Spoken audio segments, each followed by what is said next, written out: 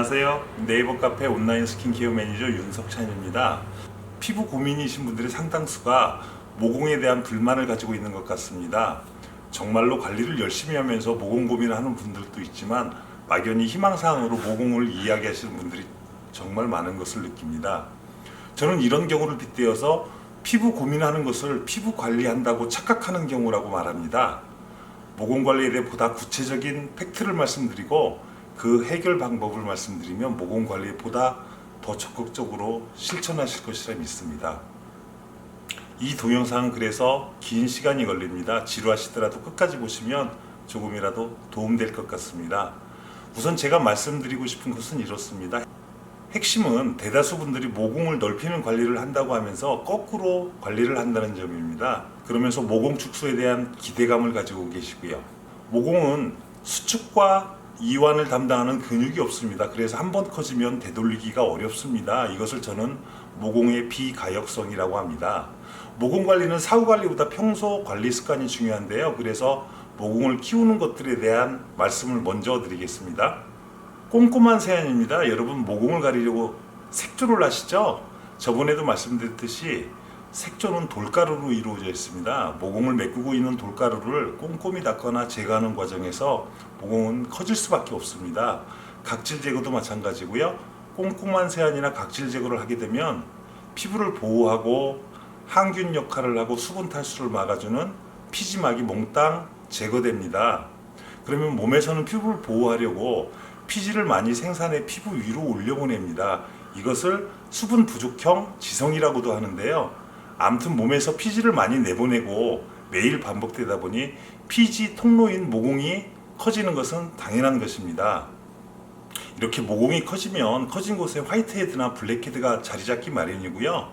이러한 과정을 잘 이해하지 못하고 화이트헤드나 블랙헤드를 뽑아 줄 거라는 제품을 사용하고 또한 각질 제거를 일상화합니다. 하다 안 되면 피지 조절제를 먹기도 하고요. 피지 조절제를 먹었을 때 당시엔 괜찮습니다. 그러나 피지 조절제를 1년, 2년 계속 먹을 수 있나요? 그리고 피지 조절제를 끊으면 어떻게 하실 건가요? 제가 10년 동안 피부 상담을 하면서 느낀 악순환의 패턴입니다. 여기까지 모공이 커지는 이유에 대해서 알아봤습니다. 온스 카페에 피부 상담 신청한 분의 모공 상태인데요. 이분이 적은 글에는 예전에 딥 클렌징을 열심히 했다고 합니다. 여러분 화이트헤드나 블랙헤드를 빼준다는 제품을 조심하셔야 합니다. 하고 난 다음에는 화이트헤드나 블랙헤드가 없어져 말끔해 보입니다. 그러나 며칠 후에는 다시 화이트헤드나 블랙헤드가 자리 잡고요. 이런 과정이 반복되다 보면 더 큰 자리를 차지하게 됩니다. 그럼 지금부터는 데일리 스킨케어로 모공을 관리하는 방법을 여러분께 알려드리겠습니다. 실제로 이렇게 관리하면 모공에 효과가 있어요. 낙굴 프로젝트 참가한 분인데요. 대체로 피부가 좋은 분이었습니다. 5주 동안 이분의 모공 변화 사진입니다. 이분의 인터뷰를 잠깐 들어보시죠. 이전에는 그냥 기존 집에 있던 클렌징 폼으로 세안하고 수건으로 닦은 다음에 뭐 스킨이랑 로션 정도 바르고 그냥 끝냈는데 그걸 프로젝트 참가하면서 세안 방법 자체가 다 바뀐 것 같아요. 세안을 하는 것 자체가 막 예전에는 하고 나서 되게 뽀드득 했다면 이제는 남아있는 듯한 느낌이 드는데 그렇게 되니까 더 피부가 좀 좋아진 것 같다는 걸 느꼈고 제품을 바르는 것도 순서에 맞게 다 바르고 그 뒤에 다 바른 다음에 오일이나 아니면 밤을 바르는 게 굉장히 큰 차이가 있다는 걸 좀 느꼈습니다. 확실히 이번 관리를 통해서 많은 걸 배우고 피부가 좋아진 걸 느꼈습니다. 인터뷰 내용을 정리하면 특별히 모공을 위해 관리한 것은 없고요. 피부 장벽을 튼튼히 하기 위한 보습 관리와 팩으로 하는 진정 관리를 해주었다고 합니다. 모공도 개선되면서 피부톤과 탄력이 개선된 사례입니다. 이분의 경우 모공 문제가 심하지 않은 상태에서 모공이 더 좋아진 케이스입니다. 그럼 모공이 넓고 화이트헤드, 블랙헤드가 있는 분들은 어떻게 모공 개선을 할까 하는 문제입니다. 모공이 넓고 화이트헤드나 블랙헤드가 있는 분들이 모공 관리를 위해 가장 많이 하는 실수는 피부가 예민하고 붉은기가 있는 상태에서 모공 관리를 한다는 겁니다. 이 상태에서 레이저 시술이나 MTS 시술은 피부만 더 예민하게 할 뿐 전혀 도움되지 않습니다. 피부 관리에도 순서가 있습니다. 피부 장벽이 약한 예민 피부의 경우 어느 정도 피부 장벽을 튼튼하게 한 다음 시술을 해야 합니다. 피부과 시술을 받았는데 돈만 날리고 효과 못 보신 분들이 많습니다. 이분들은 첫째, 시술을 받을 정도의 튼튼하지 못한 피부 상태를 가지고 있었고요. 두 번째, 시술 받고 나서 홈케어로 충분히 진정이나 재생 관리를 안 해준 것입니다. 세 번째, 시술 간격이 짧다는 것입니다. 레이저나 MTS는 피부에 엄청 무리가 가는 것으로 충분히 피부를 쉬게 해준 다음 시술해야 합니다. 네이버 카페 온라인 스킨케어의 온스 칼럼 중 한 내용입니다. 아래 자막이 있는데요. 이 글이 시술 받으러 가기 전에 참고하시면 도움될 내용입니다. 여기까지 모공 축소를 위해 시술할 때 체크사항이었고요. 지금부터는 구체적인 관리 방법을 알려드리겠습니다.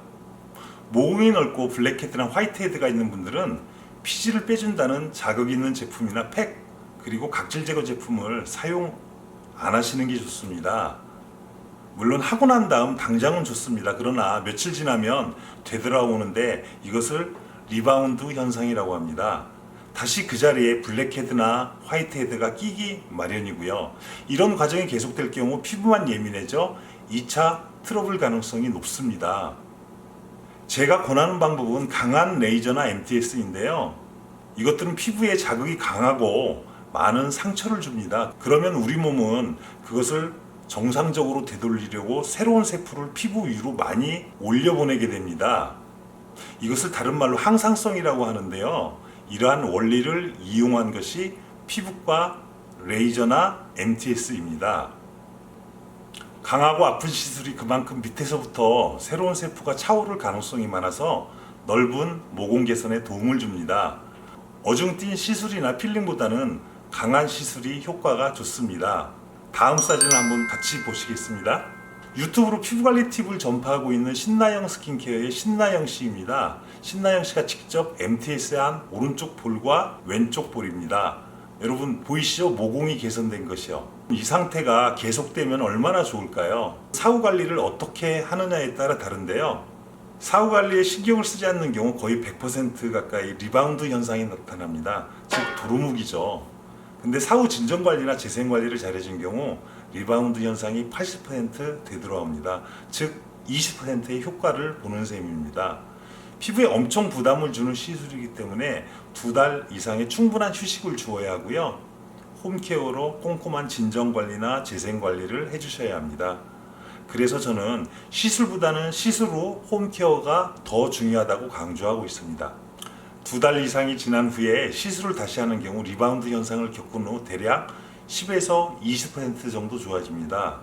처음 시술할 때 최선의 사후 관리를 했을 경우 20%가 좋아졌다면 2차, 3차 할수록 좋아지는 정도가 약간씩 낮아집니다. 사과를 처음 먹었을 때 맛있지만 2개, 3개 이상으로 먹을 땐 첫 사과보다 맛이 떨어진다는 한계 효용 체감의 법칙이 피부 관리에도 적용됩니다. 여러분 피부 관리 쉽지 않습니다. 토끼와 거북이의 경주처럼 피부 관리는 거북이처럼 꾸준히 해야만 합니다. 어떠한 화장품을 쓰거나 어떠한 시술을 받았을 때 막연히 엄청 좋아지겠다는 기대를 너무 많이 하시면 안 됩니다. 결국 피부 관리는 나빠지기 전에 꾸준히 해야 합니다. 지금까지 긴 영상을 시청해 주셔서 정말 감사하고요. 도움되셨다면 구독 부탁드립니다. 피부 관리나 화장품에 대한 궁금증은 네이버 카페 온라인 스킨케어입니다. 감사합니다.